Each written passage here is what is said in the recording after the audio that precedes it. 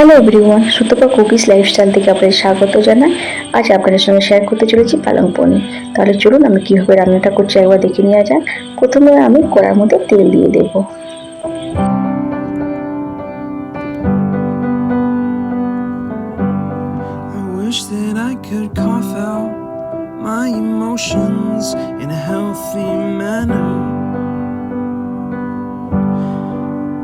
তেল আমার গরম হয়ে গেছে, এরপর পনিরগুলো দিয়ে আমি ভেজে নেব।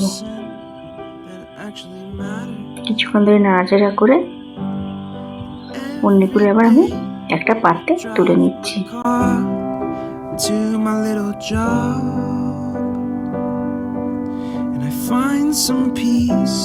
ওই তেলের মধ্যে আমি পেঁয়াজ বাটা দিয়ে লাল লাল করে ভেজে নিচ্ছি।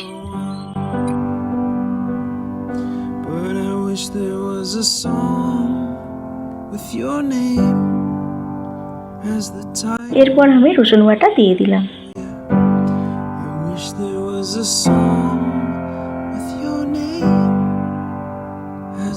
তারপর আদা বাটা দিয়ে দিচ্ছি, দিয়ে আমি কিছুক্ষণ নাড়াচাড়া করে নেব।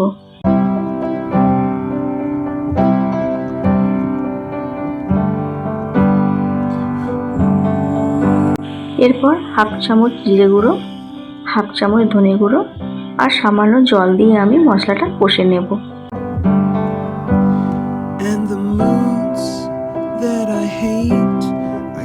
এরপর আমি দুটো টমেটো বাটা দিয়ে দিলাম, দিয়ে আরো কিছুক্ষণ আমি মশলাটা কষে নেব।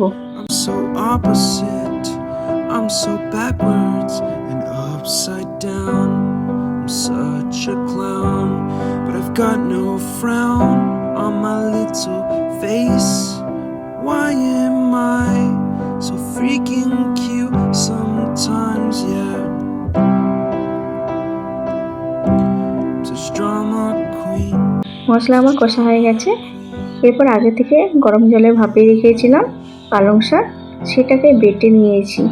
সেই পালং শাকটা আমি এখন দিয়ে দিলাম, দিয়ে কিছুক্ষণ নাড়াচাড়া করে নিচ্ছি।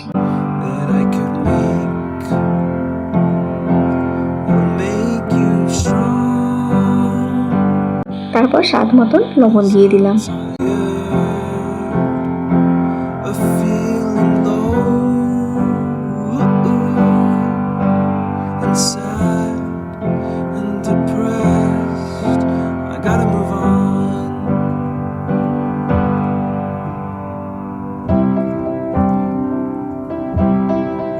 পালং শাক ফুটে গেছে, এরপর ভেজে রাখা পনিরগুলো আমি দিয়ে দিচ্ছি।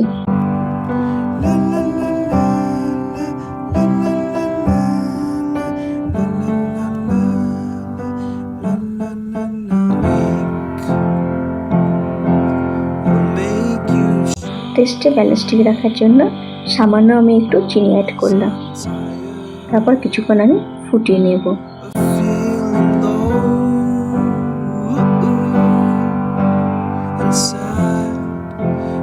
পালং পনির আমার রেডি, এবং উপর থেকে আমি 1 চামচ বাটার অ্যাড করলাম।